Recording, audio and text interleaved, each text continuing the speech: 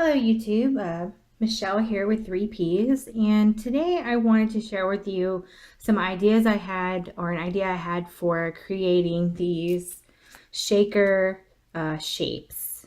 Um, so I got this idea from a lady's video. I believe her name was Serenity Crafts, where she used cookie cutters to trace out her shapes. And I kind of wanted to try that out and demonstrate that today for anyone who's looking for some ideas on making these. A lot of ladies out there I've seen in videos, they have what they call the fuse tool. And basically it helps, fuse together the plastic sheeting so that you can make your shaker card embellishments. I don't have the fuse tool. I priced it out and they run about $30, which was a little bit out of my price range for what I wanted to spend. So what I ended up getting instead at Hobby Lobby was this wood burning tool. It runs normally about $15. I used a 40% off coupon and I got it for around $8.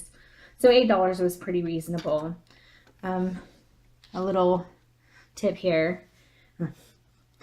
The packaging or the tool itself comes with this bit. It's what's inside of it. So they're interchangeable and you unscrew this, and you don't want to use this one. It's too sharp, it's too pointy, and it slices right through the plastic. It burns it quite quickly, and I actually wasted quite a bit of sheets because it was just completely melting the plastic. So I changed mine out to the bit that kind of looks like this. It's a rounded tip, and so it's real smooth, and it just evenly burns melts everything for you and fuses it together real nicely. It does come with a little stand for you to park it on. So it just has an on-off switch. There's no like temperature gauge or anything like that. It's pretty basic stuff, but it gets the job done. The other thing you're going to need to do this project is some kind of plastic sheeting of some kind. These are, you can see that this is a like a photo sleeve holder, I believe it is. It opens like this, and it just, I guess you put it over projects. But they have these on clearance again at Hobby Lobby. It was a 12-pack for $3. You can use pretty much anything. You can use the protector sheets that you can get at the dollar store. I've seen some videos where those work well. You can probably cut out pretty small shapes using the little pocket protector, 9-card sheet pocket holders. I know some people make those for their pocket letters. And so it's kind of the same idea, but in this case, we're going to be cutting out shapes instead of just sealing up one square. So the idea is that you can use, is that you can use cookie cutters. So you want to make sure that you get the metal cookie cutters and not the ones that are made out of silicone or rubber material, because obviously it might melt. So you want to make sure you get some sturdy metal ones. The ones I have here, I already had these. These are ones I actually already have at my house. I bought these last year. They still have them at Walmart. I was there the other day. They actually still have them. They're made by Wilton. I believe they were $3 or $2.88, and it comes with 3. You get a little puppy paw, and then it comes with a little doggy, and then the bone. I have not done a shape. I have not tried cutting out this shape yet. It seemed kind of intricate, and I wasn't real sure how the face was gonna, if it was gonna be distinctive, burning that, tracing that out. But I may give that a try at some point. So, but what I have made is kind of like this. My sister's dog's name is Holly, and I made like a little her name and put some sequins and things in it. I'm not real sure what I'm going to do with this, but I made this. And then, of course, the paws that you see here. I've also made these. And my plan is to put these on some, like a cookie jar. I found a recipe for making homemade dog biscuits, or they're pumpkin flavored. And I thought that would be cute for the holidays to give to some of my friends and family who have, you know, who are pet parents and have little fur babies. So basically what you're going to do is, if you want, like this sheet here is pretty big and cumbersome. So it may help to, you know, figure out about a square size that you're going to need and then trim that down to a size that might be manageable for you to work with. And then kind of like what I've done here, I cut this down and then just traced around it. You want to place this on a piece of paper like so, or like this. I was cutting some of my shapes on the back side of a cookie sheet. You know, just flip it over and you got the solid metal surface to trim on, so it's, you know, metal on metal. But this also works really well. This actually works a lot better, but you can also do that as well. But you just want to get a nice sturdy piece of cardstock and lay your plastic sheeting down on the cardstock. Now I had already started tracing this out, you know, in preparation for the video.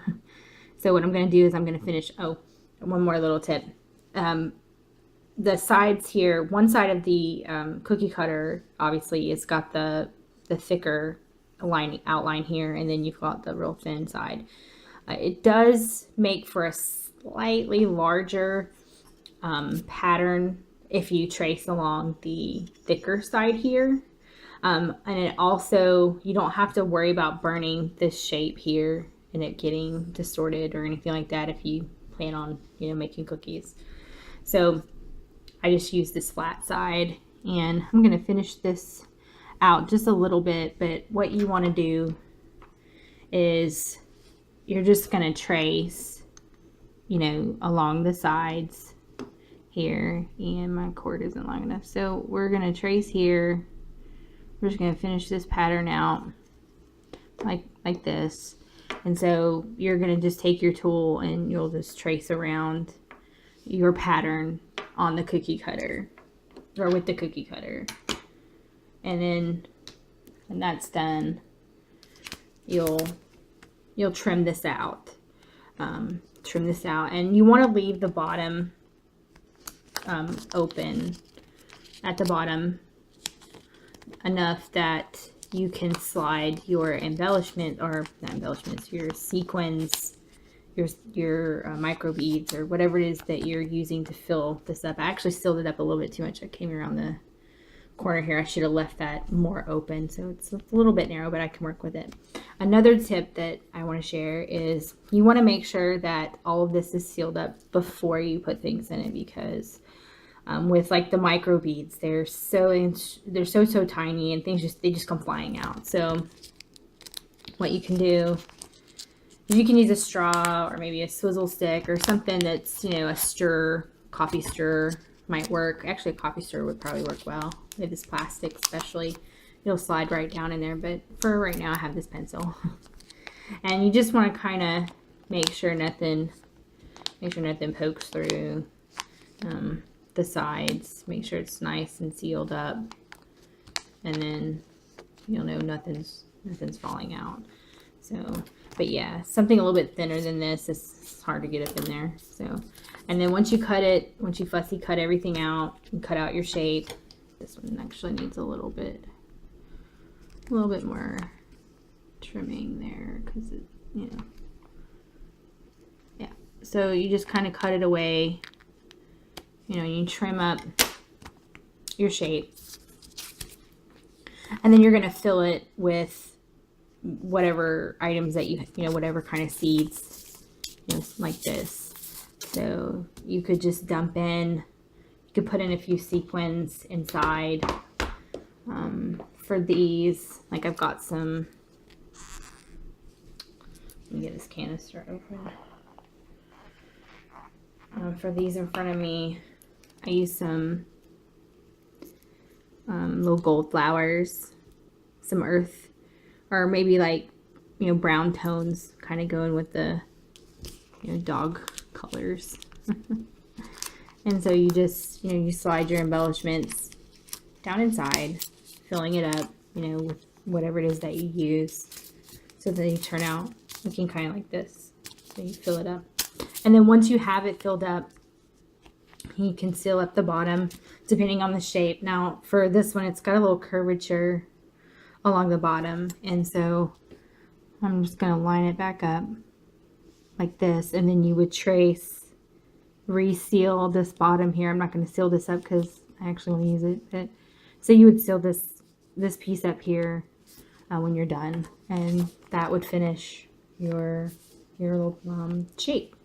So you can use any shapes, you know. I would recommend less intricate. So if you've got like a solid circle or a flower, stars, hearts, things like that. I just happen to have these already at my house from making homemade dog treats. So, and I had an idea that I haven't actually tried yet, but I was thinking you could probably turn these into a tag. And I was thinking maybe get a hole, like a hole puncher, and you could just, you know, put a little hole in the shape that you make, and you could put a little hole, and then, like, you know, you would punch out your hole and then use your tool to run around it and kind of seal up that hole, you know, so nothing falls out. And then you could, you know, secure that with a grommet or some kind of like a sticker or something like that, and then thread through your ribbon, whatever you can use to make a tag, and then it would just, you know, hang like a tag. I thought that might be cute. I haven't quite tried that yet, but that's kind of something I'm thinking about, because I thought this might look cute hanging around some jars off the side, possibly putting the name inside, the animal's name inside somewhere, kind of like this.